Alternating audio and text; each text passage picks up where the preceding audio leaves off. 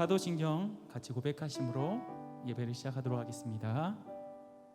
전능하사 천지를 만드신 하나님 아버지를 내가 믿사오며 그 외아들 우리 주 예수 그리스도를 믿사오니 이는 성령으로 잉태하사 동정녀 마리에게 나시고 본디오 빌라도에게 고난을 받으사 십자가에 못 박혀 죽으시고 장사한 지 사흘 만에 죽은 자 가운데서 다시 살아나시며 하늘에 오르사 전능하신 하나님 우편에 앉아 계시다가 저희로서 산자와 죽은 자를 심판하러 오시리라.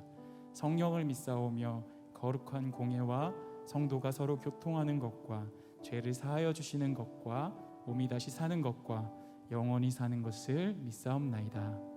아멘.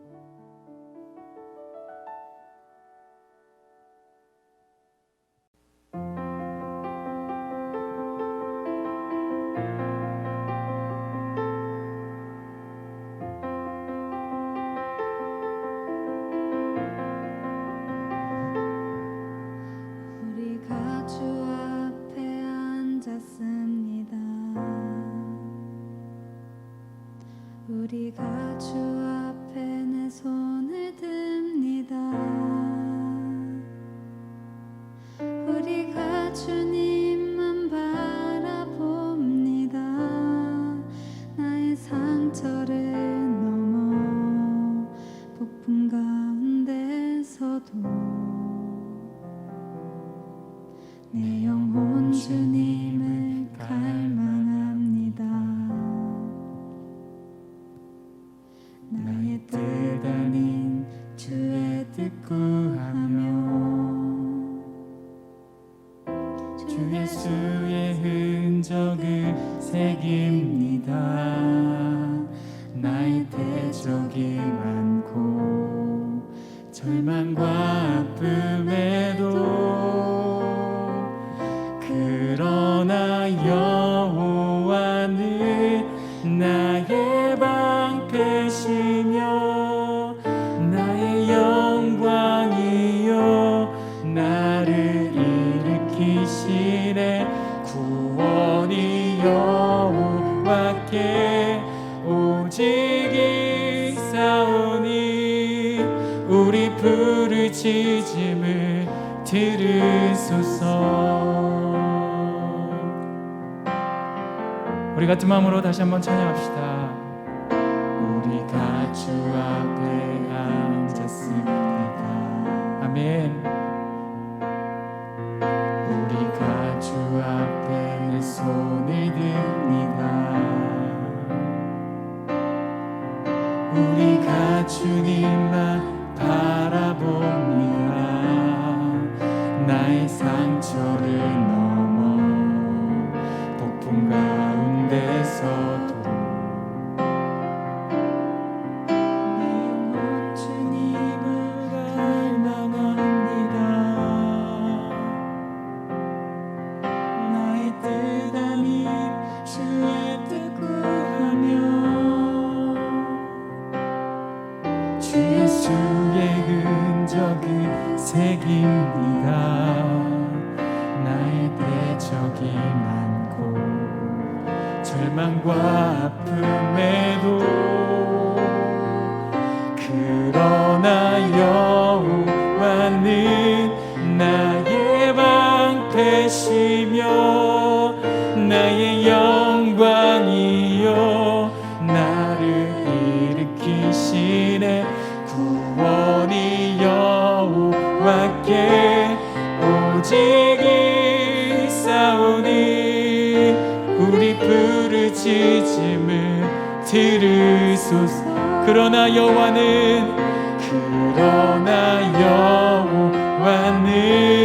나의 방패시며 나의 영광이요 나를 일으키시네. 구원이 여호와께 오직 있사오니 우리 부르짖음을 들으소서. 예배합니다. 예배합니다. 찬양합니다. 아멘. 주님만 날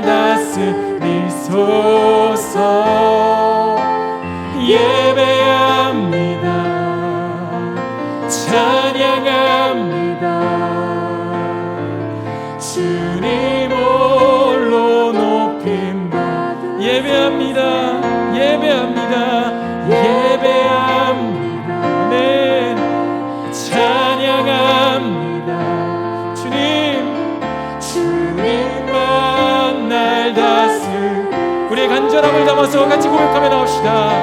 예배합니다. 아멘. 찬양합니다. 아멘. 주님 홀로. 우리 한 번 더 찬양하며 나가기 원합니다. 예배합니다. 예배합니다. 아멘.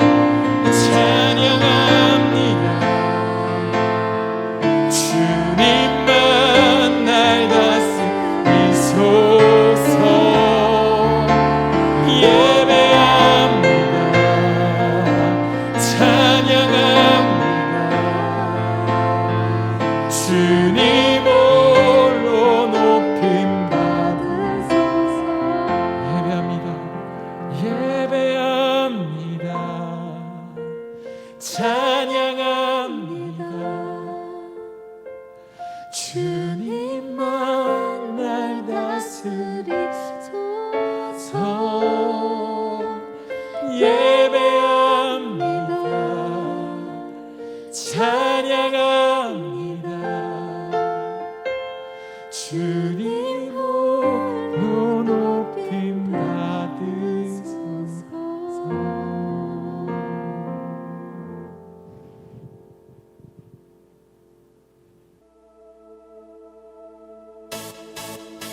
오늘 예배 가운데 오신 여러분 환영합니다. 우리 기쁨으로 주님을 찬양하며 나갑시다.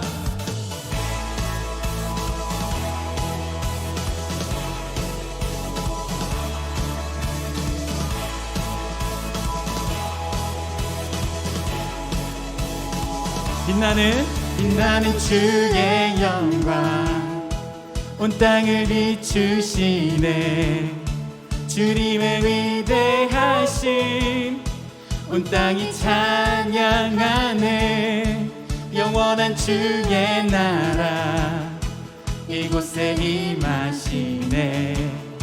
한없는 주의 사랑 이곳에 가득하네. 진실하신 주 주님의 은혜 넘치네. 소리 높여 주 찬양해. 위대하신 주님께 온만 다해 주 경배해. 크고 놀라우신 주. 우리 기쁨으로 한 번 더 찬양하며 나갑시다. 할렐루야. 빛나는 주의 영광 아멘. 온 땅을 비추시네. 주님의 위대하심 온 땅이 찬양하네. 영원한 주의 나라 이곳에 임하시네. 한없는 주의 사랑 이곳에 가득하네. 진실하신 주 주님의 은혜 넘치네. 소리 높여 주 찬양해. 위대하신 주님께 온만 다해 주 경배해. 크고 놀라우신 주. 소리 높여 주 찬양해. 위대하신 주님께 온만 다해 주 경배해. 크고 놀라우신 주. 우리가 같이 기쁨으로 찬양하며 나가기 소원합니다. 오늘 지혜 주신 주님께 기쁨으로 찬양할 준비가 된 친구들은 우리 소리내서 큰 소리로 같이 찬양합시다. 신실하신 주님, 신실하신 주, 주의 사랑 신실하신 주, 주의 은혜 신실하신 주, 주의 사랑 신실하신 주. 주님의 은혜 넘치네. 소리 높여 주 찬양해. 위대하신 주님께 온맘 다해 주 경배해. 크고 놀라우신 주. 소리 높여 주 찬양해. 위대하신 주님께 온맘 다해 주 경배해. 크고 놀라우신 주, 크고 놀라우신 주. 우리 주님 이 예배 가운데 영광 받으시길 소원합니다. 우리 같은 마음으로 주님께 영광의 박수를 돌립시다. 할렐루야.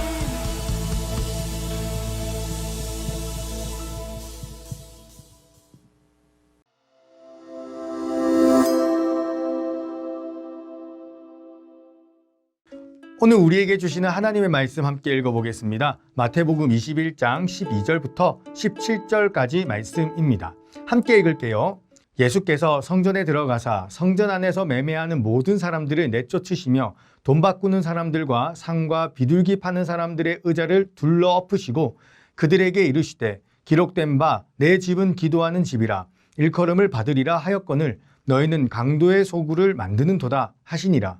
맹인과 저는 자들이 성전에서 예수께 나옴에 고쳐주시니 대제사장들과 서기관들이 예수께서 하시는 이상한 일과 또 성전에서 소리질러 호산나 다윗의 자손이여 하는 어린이들을 보고 노하여 예수께 말하되 그들이 하는 말을 듣느냐? 예수께서 이르시되 그렇다. 어린 아기와 젖먹이들의 입에서 나오는 찬미를 온전하게 하셨나이다 함을 너희가 읽어본 일이 없느냐 하시고 그들을 떠나 성 밖으로 베다니에 가서 거기서 유하시니라. 아멘.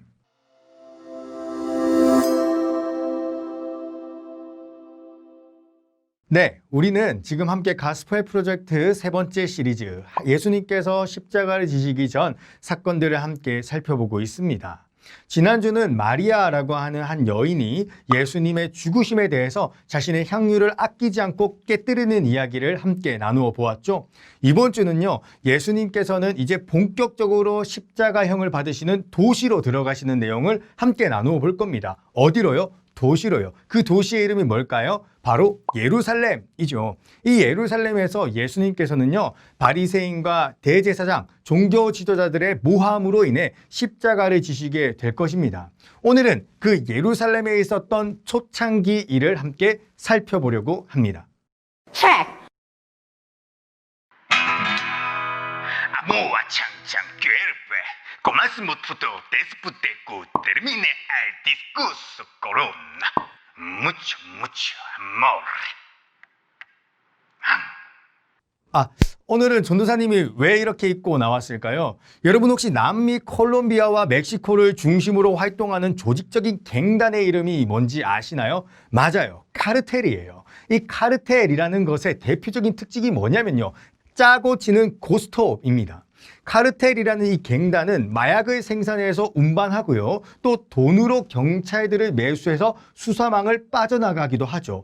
돈을 번다라는 이 목적하에 갱단과 경찰 조직이 조직적으로 한 편을 먹어 움직이는 형태, 이게 바로 카르텔의 특징, 짜고 치는 고스톱이라는 것입니다. 오늘 우리가 읽어본 성경 말씀 속에도요, 카르텔처럼 몇몇 집단들이 서로의 이익을 위해 짜고 치는 고스톱을 하는 모습을 보여주고 있어요. 우리 함께 마태복음 21장 13절 바른 성경으로 읽어볼까요? 그들에게 말씀하시기를 내 집은 기도하는 집이라고 불릴 것이다 라고 기록되었는데 너희가 그것을 강도의 소굴로 만들고 있다 하셨다. 예수님께서는 성전의 원래의 의미를 뭐라고 이야기하시나요? 기도하는 집이라고 말씀하고 계시죠. 그런데 예수님께서 보신 그때 당시의 성전의 모습은 기도하는 집의 면모는 온데간데 없고 강도의 소굴로 되어 있었다라고 말씀하고 계십니다. 여러분, 왜 그곳이 강도의 소굴이라는 표현으로 말씀하셨을까요? 강도의 소굴의 의미는 무엇일까요? 당시 성전 안에는 많은 상인들이 있었던 곳으로 성경은 기록하고 있습니다. 마태복음 21장 12절입니다. 예수께서 성전에 들어가셔서 성전에 팔고 있는 자들을 모두 내쫓으시고 환정상들의 상과 비둘기 파는 자들의 의자를 뒤엎으시고, 성전에 어떤 사람들이 있습니까? 파고 사는 사람들, 돈을 바꾸어 주는 사람들, 비둘기를 파는 사람들이 있었다라고 이야기를 합니다. 여러분, 지금 예수님께서 계신 자리가 어디입니까? 성전입니다. 하나님께 예배드리는 성전이라고요. 그런데 그 성전에서 예배가 아니라 어떤 행위가 일어나고 있다고요? 상인들이 와서 시장에서 일어나는 매매 행위, 도매 행위, 물물 거래의 모습이 일어나고 있다라는 것입니다. 그렇다면 왜 상인들이 이 자리에 모여 있을까요? 상인들이 이 자리에 있는 이유를 알기 위해서는요, 당시 유대교의 종교적인 특징을 이해해야 합니다. 어떤 특징? 종교적인 특징이요. 유대교는요, 1년에 각 절기마다 꼭 예루살렘으로 와서 제사를 드렸어야 했습니다. 뭐를요? 제사를요. 그러니까 저기 멀리 이집트에서도 예루살렘으로 와야 했고, 저기 이탈리아에서도 예루살렘으로 와야 했습니다. 이집트, 이탈리아에서 예루살렘 오는 게 가까웠을까요? 그 당시는 엄청 멀었습니다. 자, 그런데 예루살렘에서 무엇을 드려야 한다고요? 제사를 드려야 한다고요. 제사를 드리려면 뭐가 필요하죠? 그렇죠. 제물이 필요하죠. 당시의 제물은 염소, 양과 같은 아주 큰 짐승들이 대부분이었습니다. 자, 그러면 한번 생각해 봅시다. 그렇게 먼 곳에서 오는 길 동안에 염소, 양 이런 것들이 데리고 오는 것이 쉬웠을까요? 어려웠을까요? 그렇죠. 어려웠어요. 그렇기 때문에 성전에서 장사를 했던 것입니다. 아주 멀리서 오는 우리 귀한 순례자님들 오시는 길 편하시라고, 아주 그냥 꽃길만 걸으면서 오시라고 빈손으로 와도 성전에서 돈을 주고 재물을 살 수 있도록 서비스한 것이죠. 얼마나 편한 서비스입니까? 그런데 문제는 바로 이거예요. 그 서비스가 거의 횡포 수준이었다라는 것이죠. 무슨 수준? 횡포 수준. 상인들은 많은 바가지를 씌웠습니다. 재물들을 과도하게 비싸게 팔았어요. 환전상들은 사기를 쳤습니다. 외국 돈을 예루살렘 돈으로 바꾸어 주는데 과도한 수수료를 뜯어냈어요. 그런데 진짜 더 지독한 문제는 뭐냐면 이게 카르텔이었다라는 것이죠. 짜고 치는 고스톱. 당시 성전을 누가 관리했을까요? 그래요. 제사장과 종교 지도자, 특히 바리새인들 중심으로 이 성전을 관리하고 있었습니다. 이 사람들은요, 상인들과 뒷거래를 해서 수수료의 일부를 받아냈어요. 바리새인들은 상권을 열어주고 상인들은 그 상권을 이용하고, 바리새인은 뒷돈을 챙기는 예루살렘 최고의 부정부패 스캔들이 일어난 것입니다. 그런데 여러분, 예수님께서는 이러한 부정부패 카르텔 형성을 꾸짖으시는 게 아니에요. 그것보다 더 심각한 문제가 있었어요. 그것은 그들이 성전의 의미를 퇴직시켰다는 거예요. 자, 우리 함께 마태복음 21장 13절 말씀을 읽어봅시다. 그들에게 말씀하시기를 내 집은 기도하는 집이라고 불릴 것이다. 여러분, 성전의 의미가 무엇이었나요? 기도하는 집이었어요. 기도하는 집으로서 성전? 이 말은 조금 아리까리 와리까리 까리와숑하네요. 기도하는 집이라는 말을 정확하게 이해하기 위해서는 예수님께서 인용하시는 이사야 선지자의 글을 읽어볼 필요가 있습니다. 우리 이사야서 56장 7절 말씀 한번 읽어볼까요?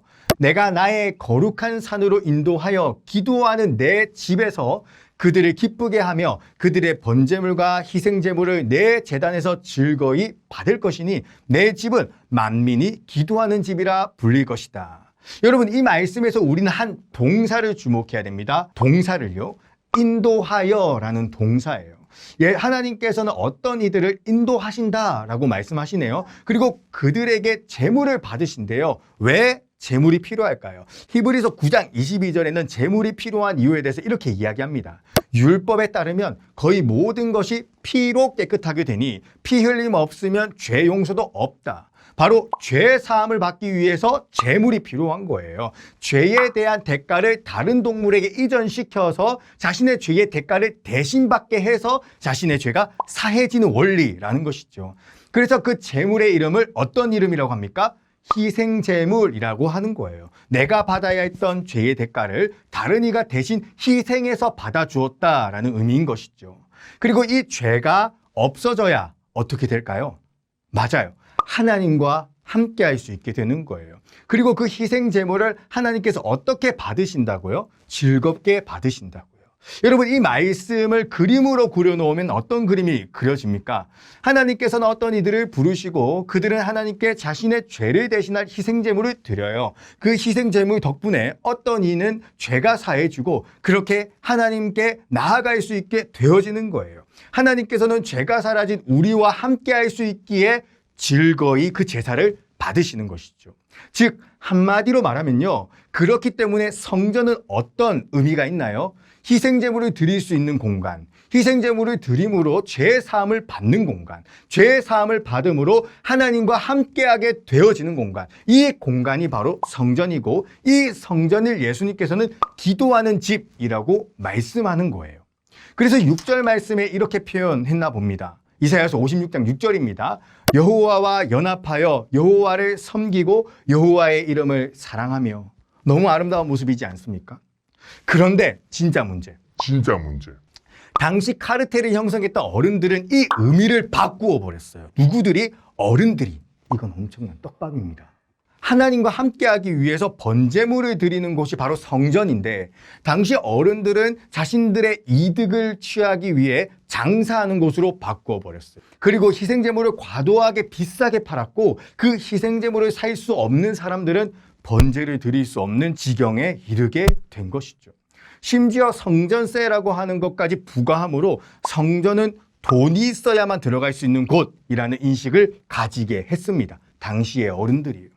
그리고 그렇게 하나님의 성품 또한 왜곡되었어요. 돈이 있어야지 하나님을 만날 수 있을 것 같은 이 성전의 분위기는 돈이 없으면, 능력이 없으면, 희생제물을 못 사면, 제사함을 못 받으니 하나님과 함께할 수 없다라는 의미가 되어져 버렸고, 돈이 있어야 한다. 그렇기 때문에 하나님을 돈을 밝히는 위선적이신 분, 자비가 없으신 분, 강한 자만 돌봐주시는 분으로 변질시켜 버린 것입니다. 바리새인과 종교 지도자들이라고 하는 어른들이 말이에요. 이러한 상황 속 예수님께서 변질된 하나님의 형상을 회복시키십니다. 그러한 성전의 모습을 보시고 예수님께서는 무엇을 하십니까? 성전을 청소하시죠. 마태복음 21장 12절입니다. 예수께서 성전에 들어가셔서 성전에서 팔고 사는 사람들을 모두 내쫓으시고 환전상들의 상과 비둘기를 파는 자들의 의자를 뒤엎으시고, 이 청소하시는 모습 속에서 오늘 이 성경을 쓰고 있는 마태는요, 특별히 한 동물에 초점을 맞추고 있습니다. 그 동물이 누구인가요? 그렇죠. 닭둘기가 아니라 비둘기라는 동물이에요. 여러분, 이 비둘기라는 동물 속에는요, 하나님의 따뜻한 진심이 담겨져 있습니다. 우리 함께 레위기 5장 7절 말씀 읽어볼까요? 하지만 양 한 마리를 바칠 형편이 되지 못하는 사람은 산비둘기 2마리나 집비둘기 새끼 2마리를 예수님께 죗값으로 바쳐라. 여러분, 비둘기를 바쳐라 라고 이야기하신 이유가 무엇인가요? 원래 죄사함을 받기 위해서는요, 양을 대신 죽임으로 희생제사를 드렸어야 했어요. 그런데 양은 당시에 상당히 비싼 동물이었고 가난한 사람들은 그러한 양을 가질 여유가 없었던 것이죠. 이러한 사람들을 위해 하나님께서는 양이 없다면 비둘기를 대신 드리면 된단다라고 말씀하시는 거예요. 혹시 여기에서 하나님의 따뜻한 진심이 느껴지시나요? 재물의 등급이 중요한 게 아니야. 중요한 것은 너의 죄가 사함받아서 나와 함께 하게 되는 것이 중요한 거야. 양이 없니? 그렇다면 작은 비둘기라도 잡아서 너의 죄의 사함을 받아라. 그리고 나와 함께 하자꾸나는 이 함께하고 싶어 하시는 하나님의 사랑이 담겨져 있는 것이죠. 그리고 그 하나님의 진심은 비둘기에서 끝나지 않습니다. 오늘 이 성전을 청결하시는 예수님을 한번 볼까요? 여러분, 그 성전에 계신 예수님이 누구십니까? 하나님의 독생하신 아들이시자 곧 하나님이세요. 하나님께서는 이 땅에 오셔서 자신을 친히 어린 양으로 드리시는 희생 제사를 드리셨습니다. 어디에서요? 십자가에서 말이시죠. 십자가에서 그분은 어린 양과 같이 못 박히실 것이고 십자가에서 그분은 어린 양과 같이 채찍 맞으시고 도살당하실 거예요. 왜요?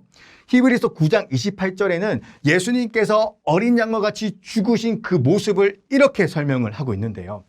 그리스도께서도 많은 이들의 죄를 짊어지시려고 단번에 자신을 드리셨으며, 여러분, 이 하나님의 진심에서 강자의 하나님, 능력 중심의 하나님, 돈 많은 사람만 좋아하는 하나님의 면모가 보이시나요? 아니에요.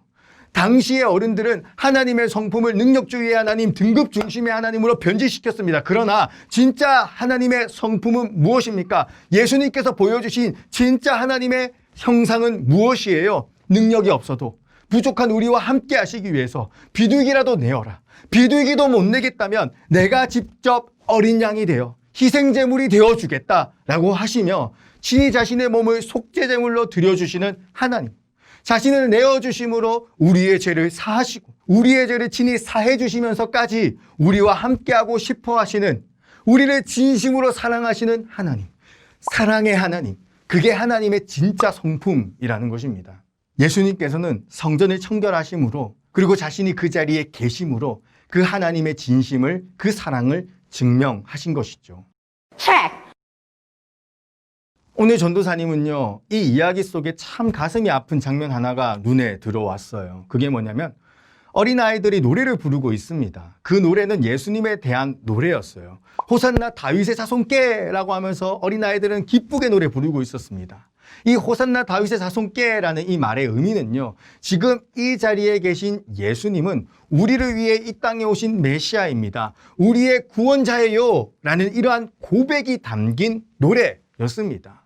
여러분, 이 아이들의 믿음은요, 정말 순수했어요. 예수님을 메시아로 믿는 그런 순수한 믿음을 가지고 있었어요. 여러분, 그런데 어른들이 문제였습니다. 어른들이요. 마태복음 21장 15절 한번 읽어볼까요? 그러나 대제사장들과 서기관들은 예수께서 행하신 놀라운 일들과 성전에서 호산나 다윗의 자손께라고 소리쳐 말하는 아이들을 보고 화가 나서, 당시 어른들은 아이들의 노랫소리를 듣고 야단을 치고 있습니다. 바로 이 부분에서 전도사님의 마음이 정말 아팠다라는 거예요. 여기에서 야단치는 어른들은 누구인가요? 종교 지도자들이에요. 당시 이스라엘에서 최고의 어른들, 권력자들, 결정권자들이에요. 이 사람들이 어떤 사람이라고 했나요? 카르텔을 형성해서 자신의 이득을 챙기고자 성전의 의미를 퇴색시키고, 그것도 모자라서 하나님이 마치 능력 중심의 하나님, 등급을 따지시는 하나님으로 하나님의 형상을, 그 성품을 더럽힌 주범들이에요. 그런데 이러한 어른들이 순수한 어린아이들의 믿음을 상하게 하고 있다고요. 얘들아! 그딴 말 하면 몇 써? 저 예수가 메시아라고? 아니야, 정신 차려. 예수는 그냥 대단한 사람일 뿐이야. 너 받아쓰기 100번의 벌이야 라고 하면서 예수님의 메시아 되심을 순수하게 믿고 있는 아이들에게 잘못된 가르침, 잘못된 모습, 모범을 보이고 있는 것이죠. 이 아이들은 앞으로 어떻게 될까요? 아마 자라서 바리새인들에게 배운 대로 똑같이 성전을 장터로 만들어 버리겠죠. 이 점에서 우리 아이들에게 먼저 살아온 전도사님이 미안하다라고 말하고 싶습니다. 현재 한국 교회의 이미지가 참 많이 안 좋아졌어요. 물론 모든 교회가 그런 것은 아니지만 몇몇 교회들의 무례한 행동으로 인해서 이기적인 모습, 정치와 결탁하는 모습들로 인해서 사회의 지탄을 받고 있어요. 뉴스에 나오는 여러 교회의 안 좋은 모습을 보고 여러분 얼마나 마음이 많이 상하셨습니까? 내가 믿는 기독교가 정말 잘못된 종교이진 않나? 내가 지금 잘못된 것을 믿고 있지 않나? 내가 믿는 하나님이 진짜 저런 분이실까? 그렇게 조바심 나고 불안해하지 않으셨나요? 미안합니다. 여러분 정말 미안합니다. 그럼에도 불구하고 여러분에게 두 가지 부탁을 하고 싶어요. 첫 번째는 좋은 것만 보셨으면 좋겠어요. 참된 그리스도인의 모습만을 말이죠.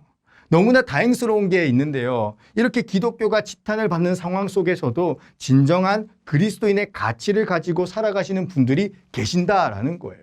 한 교회에서 이 코로나가 재확산될 때 걸었던 안내문인데요. 우리 함께 볼까요? 예배드리면 죽인다고 칼이 들어올 때 목숨을 걸고 예배드리는 것이 신앙입니다. 그러나 예배 모임이 칼이 되어 이웃의 목숨을 위태롭게 하면 모이지 않는 것이 신앙입니다. 몇 마디 안 되는 안내 글이지만 마음이 따뜻해지지 않습니까? 또 참 고마운 말이지 않습니까? 하나님의 성품, 곧 사랑을 실천하는 삶, 하나님을 사랑하고 이웃을 사랑하는 삶, 그러한 사랑의 가치를 그대로 보여주는 너무나도 아름다운 마음이 아닐 수 없습니다. 이렇게 좋은 것만 보셨으면 좋겠어요.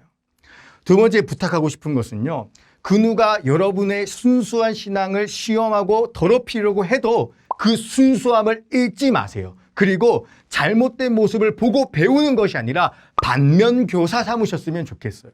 그리고 실컷 욕하세요. 못난 모습을 보여주는 어른들을 욕하세요. 그런데 욕만 하고 끝내지 마세요.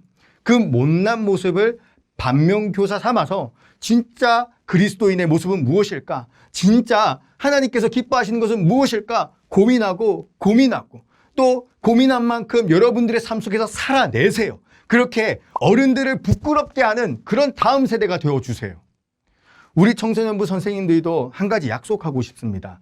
오늘 헌신송은 이 찬양으로 하려고 하는데요. 이 찬양이 곧 약속의 찬양이 되기를 바라요. 이 찬양은요, 목요일 날 창창 시그널 하기 전에 우리 선생님 다 같이 함께 들으며 기도했던 찬양이기도 한데요. 우리 함께 그가 다스리시는 그의 나라에서 헌신송 찬양하며 나아가도록 하겠습니다.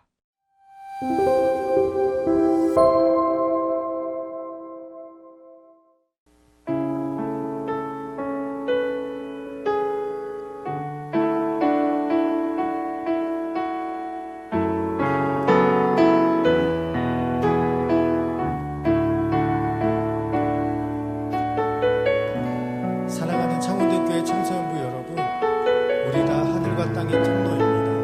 우리의 삶을 통해 하나님의 형상 나타내기를 소원합니다.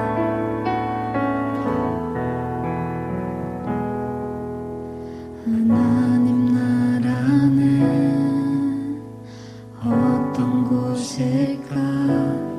아픔과 슬픔이 없는 나라인가요? 하지만 이곳은 그렇지 않은 것. 하나님 나라에 살고 싶어요. 하나님 나라는 이곳이란다. 여전히 아프고 슬픈 일은 있지만 행복과 기쁨이 여전히 있는 곳. 우리가 하늘과 땅의 통로야. 이 땅에서 하늘 뜻을 품고 사는 자들, 믿음으로 하늘 뜻을 보여주는 자들,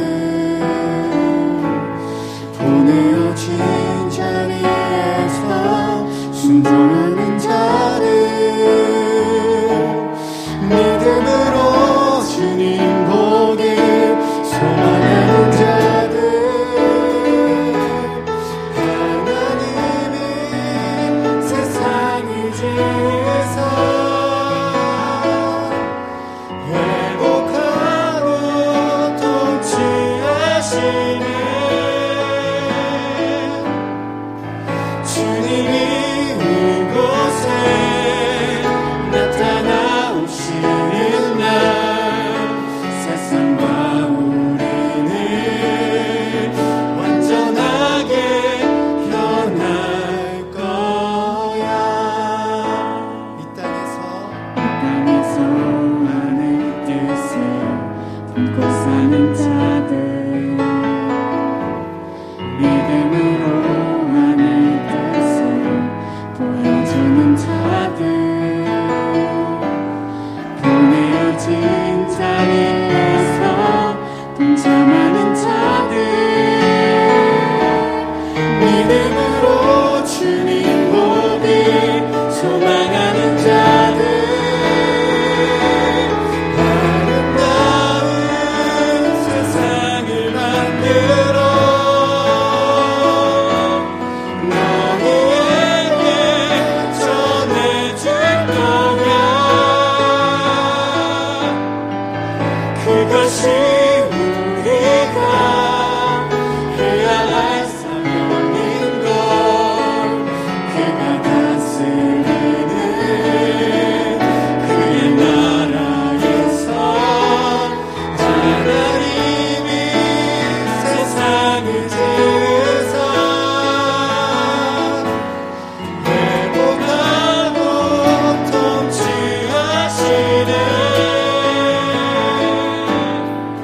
주님이 이곳에 나타나오시는 날, 세상과 우리는 완전하게 변할 거야.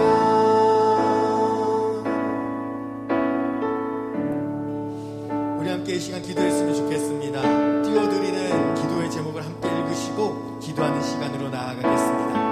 함께 읽겠습니다. 친히 자신을 희생제물로서 이 땅에 오신 예수님 감사합니다. 성전을 청결케 하시고 자신을 희생제물로 주신 예수님, 그 은혜와 사랑을 오늘 이 시간 기억하기 원합니다. 시대의 악함으로 인하여 하나님의 성품이 왜곡되어 있고 진정한 신앙인으로 살아가는 것이 무엇인지 희미한 이때에 끝까지 순수한 믿음을 지키게 하시옵소서. 그리하여 우리의 삶이 하나님의 성품을 이 땅에 순전히 비추는 거울과 같은 삶 되게 하여 주옵소서. 우리 함께 이 시간 이 기도 제목 가지고 기도하며 나아가겠습니다. 사랑의 하나님, 은혜의 고맙고 감사합니다. 아버지, 우리들의 삶을 통하여 하나님의 형상에 온전히 비추어지기를 원합니다. 주님, 제가 달과 같은 존재 되기를 원합니다. 다른 스스로 빛을 발하는 것이 아니라 태양으로부터 반사된 빛을 발한다고 하셨는데, 나의 삶의 빛이 발한다고 한다면 그것은 나의 빛 되어지는 것이 아니라 하나님의 영광이 빛 되어지게 하여 주시옵소서. 나의 언행이, 나의 행동이, 나의 습관이 그것이 하나님의 영광을 올려드리는 그런 모습 되어질 수 있도록, 그런 하나님의 사람 그리스도인의 삶을 온전히 살아갈 수 있도록 도와주시옵소서. 이 시대의 악함 가운데에서 우리의 믿음 변치 않게 하여 주시옵고, 순전한 우리들의 믿음이 흐트러지지 않게 하여 주시옵고, 오로지 하나님을 온전히 사랑하며 나아가는 그런 우리 창원대교회 청소년부 친구들 모두가 되어질 수 있도록, 아버지, 우리 교사들이 먼저 그렇게 살겠습니다. 우리 교사들이 먼저 그렇게 헌신하겠습니다. 우리가 먼저 하나님의 형상을 우리 아이들에게 순전히 비추는 거울이 되겠습니다. 주님, 우리를 사용하여 주시옵소서. 사랑의 하나님, 은혜의 고맙고 감사합니다. 우리를 사랑하시다 못해 이 땅에 친히 오셔서 자신을 희생제물로 내어주신 그 예수님의 사랑, 우리가 늘 마음에 기억하기를 소원합니다. 우리들의 삶을 통하여 하나님의 온전한 형상이 드러나게 하여 주시옵소서. 우리들의 습관과 언행을 통하여 하나님께서만 영광받아 주시옵소서. 이 모든 기도를 그리스도 예수의 이름으로 기도합니다. 아멘. 주기도문 하심으로 오늘의 예배를 마치겠습니다.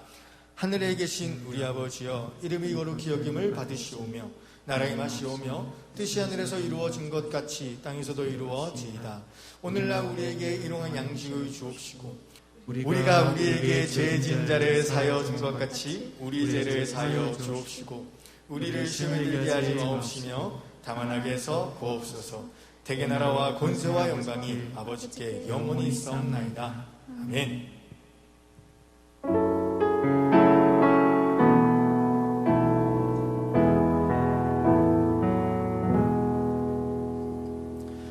네, 창원대교회 청소년부 9월 13일 주일 예배를 마쳤습니다. 아직 나가지 마세요. 광고 영상 있습니다. 그러면 다음 주는 제발 교회에서 만나요. 오케이.